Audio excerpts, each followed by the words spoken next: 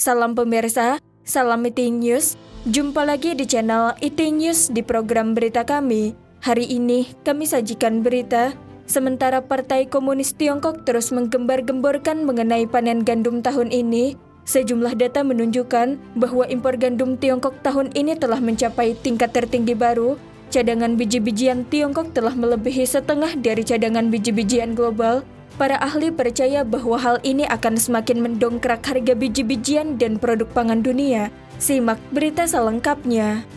Dalam konferensi kerja pedesaan yang diselenggarakan oleh Komite Sentral Partai Komunis Tiongkok pada 25 hingga 26 Desember, disebutkan bahwa perlu untuk memastikan bahwa produksi biji-bijian Tiongkok terus berada di atas 1,3 triliun KT, setara 650 juta ton tahun depan.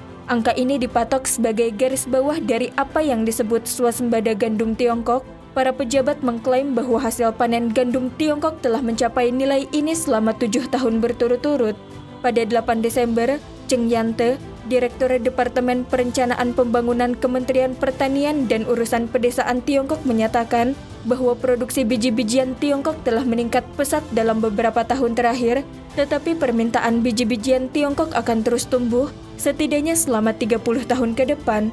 Menurut data terbaru dari Administrasi Umum Kepabeanan Tiongkok, tercatat dari bulan Januari hingga November tahun ini, impor biji-bijian Tiongkok telah melampaui 150 juta ton, meningkat 20% dibandingkan periode yang sama tahun lalu, di mana jumlah sereal telah naik 1 kali lipat, jagung 2 kali lipat, dan beras hampir 2 kali lipat, 97%. Impor gabah Tiongkok dalam 11 bulan pertama tahun ini telah mencapai 23% dari patokan swasembada yang 650 juta ton gabah tahun ini. Data terbaru dari Kementerian Pertanian AS menunjukkan bahwa Tiongkok telah menyita lebih dari setengah total stok biji-bijian utama dunia, seperti jagung, beras, dan gandum. Menurut proyeksi dari Kementerian Pertanian AS, bahwa pada semester pertama tahun depan, stok biji-bijian Tiongkok akan mencapai 69% dari stok biji-bijian global, jagung akan mencapai 69%, beras akan mencapai 60%, dan gandum akan mencapai 51%. Proporsi cadangan biji-bijian utama di Tiongkok ini telah meningkat sekitar 20% dalam 10 tahun terakhir, menunjukkan bahwa pemerintah Tiongkok terus menyimpan sejumlah besar biji-bijian. Jumlah penduduk Tiongkok kurang dari 20% jumlah penduduk dunia, yang tidak sebanding dengan persediaan makanan yang jumlahnya mencapai lebih dari setengah populasinya. Banyak ahli khawatir bahwa situasi ini akan mendongkrak harga pangan global dan memicu kemungkinan kelangkaan pangan di wilayah lain. Akio Shibata, Direktur Japan Resources and Food Research Institute percaya bahwa cadangan biji-bijian Tiongkok yang besar adalah salah satu alasan tingginya harga pangan global. Indeks harga pangan terbaru dari Organisasi Pangan dan Pertanian Perserikatan Bangsa-Bangsa FAO menunjukkan bahwa pada bulan November tahun ini, harga pangan global telah naik sekitar 30% dibandingkan periode yang sama tahun lalu. Chin Yuyun, Direktur yang menangani masalah pangan Tiongkok mengatakan pada bulan November tahun ini bahwa total stok biji-bijian Tiongkok berada pada titik tertinggi dalam sejarah, dan stok gandum dapat memenuhi kebutuhan konsumsi penduduk Tiongkok selama 1,5 tahun. China Central Televisi, CCTV pada 19 November memberitakan bahwa meskipun sering terjadi banjir dan bencana alam lainnya di Tiongkok tahun ini, serta terjadinya fluktuasi harga yang cukup besar di pasar pangan internasional, tetapi pasar biji-bijian Tiongkok masih memiliki persediaan yang cukup, sehingga dapat mempertahankan kenaikan yang stabil dalam 11 bulan pertama tahun ini. Chang Litian, seorang komentator yang memiliki lebih dari 20 tahun pengalaman di industri biji-bijian Tiongkok, mengatakan kepada media Epoch Times bahwa impor biji-bijian Tiongkok telah memecahkan rekor yang telah membuktikan bahwa klaim pemerintah komunis Tiongkok tentang panen biji-bijian adalah bohong. Karena jumlah impor biji-bijian tidak dapat dipalsukan, ada data bea cukai di sana. Ia percaya bahwa karena banyak sumber data yang mencerminkan bahwa permintaan biji-bijian Tiongkok itu adalah nyata, dan pemerintah Tiongkok berniat meningkatkan jumlah cadangan biji-bijian untuk pasokan dalam negerinya juga benar. Partai Komunis Tiongkok percaya bahwa ketahanan pangan terkait erat dengan keselamatan rezimnya. Katanya, Chang Litian mengatakan bahwa sejak era Mao Zedong, Partai Komunis Tiongkok sudah mulai menyimpan makanan untuk persediaan perang, untuk mempersiapkan perang dan bersiap menghadapi krisis pangan. Begitu pula sekarang, mengimpor bahan pangan dalam jumlah besar, di satu sisi untuk menutupi kekurangan produksi pangan dalam negeri dan memenuhi permintaan pangan domestik Tiongkok. Di sisi lain, Partai Komunis Tiongkok sekarang menghadapi pengepungan oleh Amerika Serikat dan sekutunya, sedangkan negara-negara seperti Amerika Serikat, Kanada, Brazil, dan Australia merupakan sumber utama impor bahan pangan Tiongkok. Partai Komunis Tiongkok khawatir jika negara-negara ini bersatu, itu dapat mengancam ketahanan pangan mereka, kata Chang Litian. Chang Tianliang, seorang komentator di Amerika Serikat berpendapat bahwa Partai Komunis Tiongkok menimbun makanan untuk menanggapi krisis pangannya.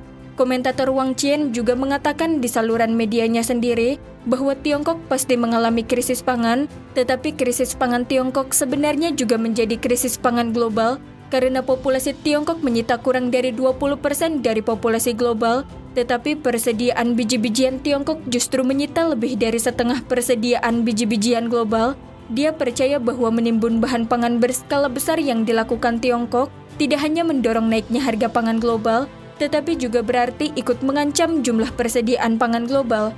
Akademi Ilmu Sosial Tiongkok memperkirakan bahwa pada akhir periode Repelita ke-14, Tiongkok berpotensi mengalami defisit biji-bijian sekitar 130 juta ton, yang merupakan 20% dari 650 juta ton hasil biji-bijian yang saat ini diklaim secara resmi oleh Tiongkok, dan ini persis adalah jumlah impor biji-bijian Tiongkok tahun lalu.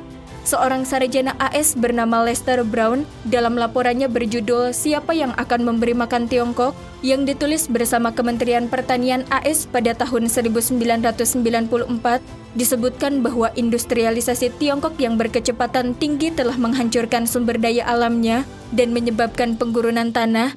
Dengan meningkatnya populasi, Tiongkok perlu mengimpor sejumlah besar makanan untuk memberi makan kepada lebih dari 1 miliar orang yang akan menyebabkan harga pangan global naik. Selain itu juga akan mengganggu pasar pangan global. Pada saat itu, Partai Komunis Tiongkok secara lisan mengkritiknya, dan baik media corong Partai Komunis Tiongkok Renmin Repao dan kantor berita Xinhua mengklaim bahwa ia menciptakan teori ancaman Tiongkok. Tetapi pada awal tahun 1998, para pejabat tinggi Partai Komunis Tiongkok secara diam-diam menyetujui pernyataan Brown, meskipun mereka terus menyangkal soal Tiongkok menghadapi krisis pangan. Chang Litian mengatakan bahwa Tiongkok selalu minus stok persediaan pangan yang diakibatkan oleh sistem. Di satu sisi, lahan subur yang luas telah tercemar oleh industri atau digunakan sebagai lahan industri. Di sisi lain, kebijakan Partai Komunis Tiongkok yang menekan harga biji-bijian, ditambah lagi dengan berbagai pungutan pajak yang selangit, para petani jadi enggan menanam biji-bijian, belum lagi soal banyak pekerja migran yang memilih kerja di kota, sehingga membiarkan lahan subur ditumbuhi alang-alang, akibatnya cadangan pangan Tiongkok terus berkurang. Pada tahun 2004, Lester Brown juga menerbitkan sebuah artikel yang menyebutkan bahwa akibat kekurangan cadangan pangan Tiongkok dalam 4 dari 5 tahun terakhir, Tiongkok terpaksa mengimpor sejumlah biji-bijian dari luar negeri yang akhirnya menyebabkan kenaikan harga pangan internasional. Dia mengatakan bahwa meskipun produksi biji-bijian Tiongkok menurun, tetapi permintaannya terus meningkat karena pendapatan penduduk meningkat, sehingga mereka sedang bergerak menuju bagian hulu dari rantai pangan dan mengonsumsi lebih banyak produk ternak seperti daging babi, unggas, dan hasil telurnya yang diberi makanan dengan biji-bijian. Saat itu, Lester Brown sudah memperkirakan bahwa tidak lama lagi Tiongkok akan mengimpor dari pasar global biji-bijian hingga 50 juta ton setiap tahunnya. Hal ini akan membuat kelebihan kapasitas makanan dunia dan makanan murah yang terjadi dalam setengah abad terakhir menjadi bagian dari sejarah. Kementerian Pertanian AS dalam sebuah pernyataan mengenai prospek stok bahan pangan bulan Juni tahun ini menyebutkan bahwa hingga akhir periode perkiraan, impor kedelai Tiongkok diperkirakan akan meningkat dari 100 juta ton tahun ini menjadi 140 juta ton. Sekian Eating News hari ini. Terima kasih telah menonton, dan silahkan subscribe channel ini dan bagikan ke teman-teman Anda. Jika Anda memiliki opini, silahkan beri komentar di bawah ini. Sampai jumpa.